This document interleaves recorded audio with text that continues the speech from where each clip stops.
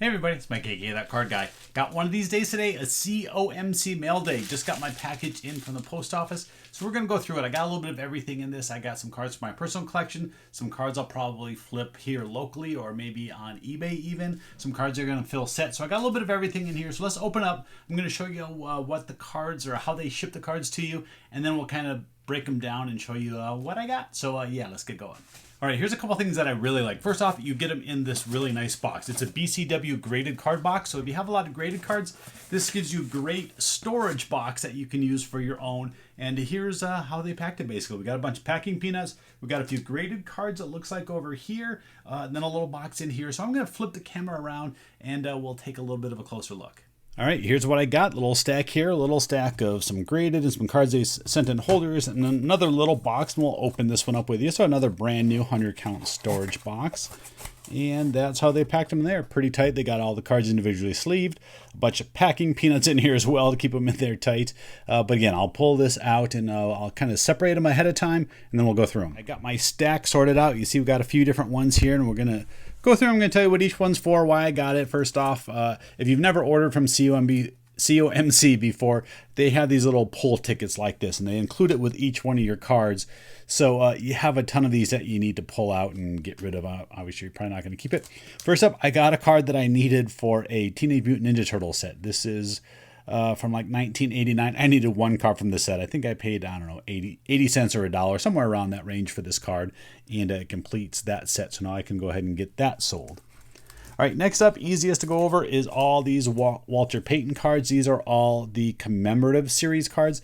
I pick up these cards anytime I find them for about $1 or less. You can see I got a bunch of different ones. I got duplicates. We got a couple different of the 87s, a couple of the different 80s. I think there's even a couple of 85s in here. And the reason why I pick these up is because I make the complete sets and then I sell them on eBay. So I buy these cards for generally I want to get them for under $1, but I'll pay around that $1 price, and then I'll make the complete set, and I'll basically double my money plus a little bit, and it's a way of getting my money out of COMC and even turning a little bit of a profit. So I'll have to check to see if I have another complete set. There's what's that, the second year card as well. So yeah, pretty cool on those. Add those, and like I said, see if I have a complete set to put together. All right, the next card, this was actually one that I bought for someone, and then they backed out on the deal. So this is a Ken Griffey Jr. refractor card from 2000. I paid too much for this. I think I paid $15 or $12, somewhere around that range for this card for them, and they ghosted me. So unfortunately, that's the case, and I don't think I'll be able to recoup my money on that one. I will look it over to see if it's worth grading. Maybe I can get my money back by grading it and getting a good grade on that one, but we'll see. So again, I overpaid a little bit for that one. If you were the seller on COMC and I bought it from you, congrats. I paid a little bit too much. All right, next we got some basketball cards. I didn't sort them out by the exact type in here. Let me kind of do that real quick here as you're looking. So working on a few different sets here. I think these 4 cards finish off my set. And these, let me pull this little thing out of the back. Look at the back. This is from 1978-79 basketball.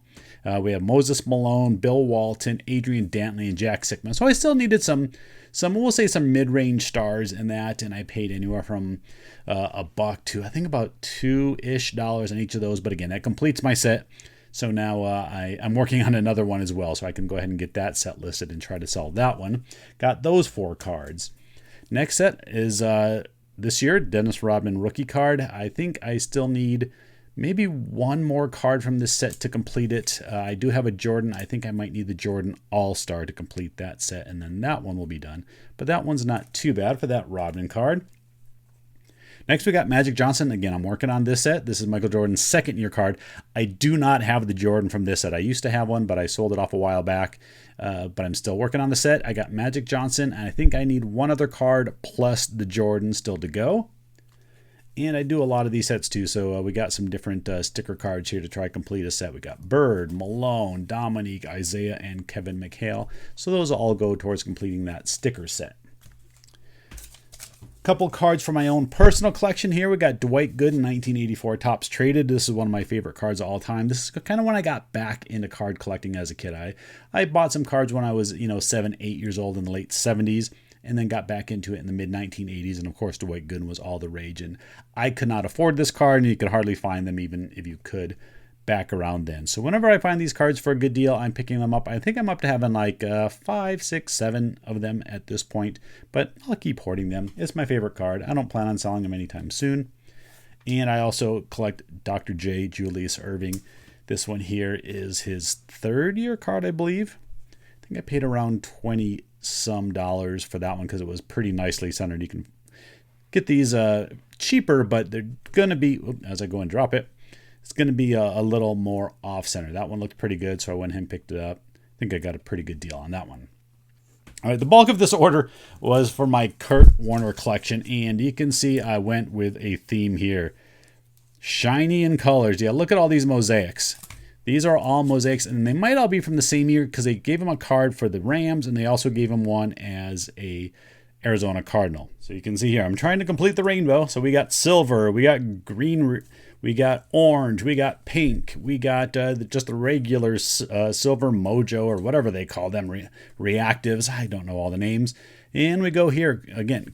Look, they did 2 different as Cardinals. So there is a rainbow. I'm trying to get a rainbow and 3 different rainbows from that same year. Kind of a pain in the butt, but we're doing it here. More greens and pinks and oranges. And another green, and then we also have the Hall of Fame version, or Hall of Fame, whatever you want to call it. There's the Prism version of that. So yeah, what do we have? 1, 2, 3, 4, 5, 6, 7, 8, 9, 10, 11, 12, 13, 14, 15 different Kurt Warner colors. I probably paid anywhere between, I think a couple of these might have been right around $1, and I think up to like $2.50, just depending on the different color variation. So big stack of Kurts. There's a few more as well. This mosaic, In It to Win It. We got Stairmaster and the silver. And then a couple selects for the rainbow over there. We got the blue and the purple, both the die cut versions. So definitely going to be adding a bunch of Kurts to the collection. And now we got some of the stuff that they put in rigid holders, stuff that they considered better cards. All right, this one here is pretty nice. I'll put a couple prices on the screen because I don't have my list right in front of me of what I paid for each of these. So some of these higher dollar ones, you will know exactly what I paid for. This was one that I'm just adding to my collection. Whenever I can find good, rare Griffey cards, I will pick them up. This is the Bowman's Best 2005. Let me take it out. They do sleeve them inside, so that's good too. Just take it out of this top loader. This is the gold parallel, numbered out of 25. And I'll throw the price up on the screen like right here, what I paid for it. I don't remember offhand. I really don't. It wasn't cheap. It wasn't expensive. I think I got a decent deal for that card numbered out of 25. So I just kind of recently started collecting some of these Griffey rarer cards, and yeah, that one's really nice. That one's one of my new favorites. All right, that one's gonna wait. That one's gonna be the last one. You gotta wait to see that one. Let's show a couple of these graded cards first. These are more PC cards, but again, I'll probably list them for sale and then just put a little bit higher price than what I paid for them. And if they sell, great. If not, then I just kind of consider them part of my collection. So look, here's all the pull tabs. Look, there's that sticker, there's that one. They got these all over the place, but you can see this is a Wade Boggs rookie card, but it is autographed. It's not graded. It's just a autographed 1983 Topps card, and the card itself isn't in the greatest condition. That's why it wasn't graded, and I was able to get a decent deal on it. Again, I'll throw price up over here on the screen. Kind of with a lot of people, I think autographed rookie cards is starting to become a more popular thing. So I wanted to go ahead and grab this Topps one. I'm going to stick with like Topps because I'd like to get a Tony Gwynn one. I'd also like to get the Sandberg from '83 as well. So that's a nice one that I'm adding in. This was sort of like an impulse purchase. I don't really collect Dan Marino per se, but I don't have a rookie graded in my possession or in my collection as well. So look, 1 sleeve, 2 sleeve, and the one on the front. So we got more of those. Get these out of the way. Dan Marino rookie card, 1984 Topps. This one is a PSA 8. You see, it's pretty good condition, but you got a little centering issue, especially down at the bottom border, which is very typical of 84 Topps cards. Even on the back, you see the extra thicker border there. So 84 Topps, Dan Marino rookie card. We'll put the Wade Boggs over there as we get to this last little stack. And I guess they do this with cards that must just be a little bit higher price. I don't know what their rationale is between why some get top loaders and some don't. Look, you see that there's a Pokemon card in here, and I do not collect Pokemon at all, but I had a friend tell me that this card was going to go up in value, And he's the only guy that I know that does Pokemon, so I'm taking his word for it. I'm going to throw these in a box and forget about him for a while, and hopefully down the road he is correct. This is the special delivery Charizard, and I paid about $30 for these. I think he said they're going for about 40, or maybe I have it backwards again. I'll put the price up on the screen what I paid for these. Hopefully I'll make some money. I'll trust his word on these because I don't do Pokemon at all. All right. Like I said, Dwight Gooden, this is the Fleer. I think I have one of the Fleer in my collection, and this is one of those cards that back when I was a kid, again, this is all pre-internet, pre-eBay, COMC. You couldn't even find this card at a card show even if you wanted to. And this one is pretty nicely centered. It does have a little bit of a rough cut, which is very typical of the 84 Fleer update cards.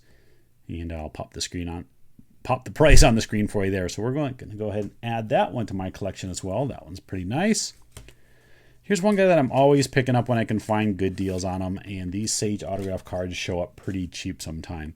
LaDainian Tomlinson, rookie year card, numbered to 400. Can't do that, otherwise you see me. So we'll keep it at the angle here. Card number A44, numbered to 400. Just pick these up when I can find them. I already have like the rainbow. I have the silver, the bronze, and the gold, or the red version of those. I don't know if they made a gold, but adding another one to my collection because, yeah, it was pretty cheap. Keep going here. Another Ken Griffey Jr. refractor card. Pull out of the top loader and get that sleeve out of the way. Bowman's Best Refractor, 1997. And this is the base card, card number 1. So it's not like the previews or the international ones or anything like that. So just adding some Griffey refractors because refractors are beautiful and shiny. All right, well, let's see. We got room? We got room to put them up here. Why not? And I have a lot of Hall of Famer autograph cards, but I did not have this guy, and now I do. We added Ozzie Smith to the collection. This one out of just, I think, 35. See if we can get the glare right. 35. Number 8 of 35.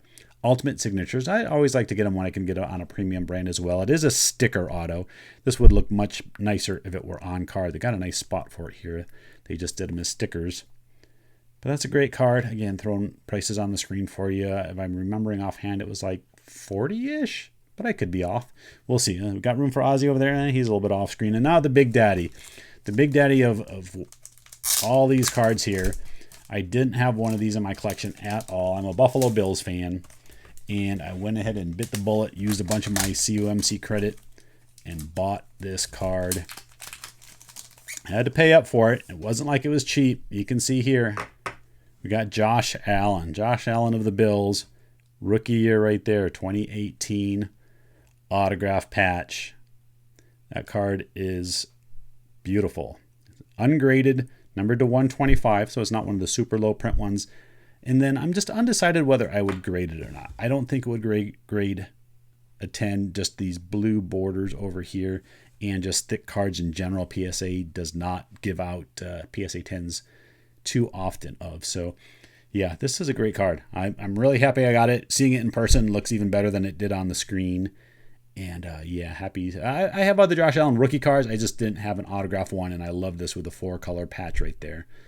So yeah, that's it. That's much better than that special delivery Pokemon card. So that's it. Let me know which one of these is your favorite. Thanks everybody for watching. I'll see you next time.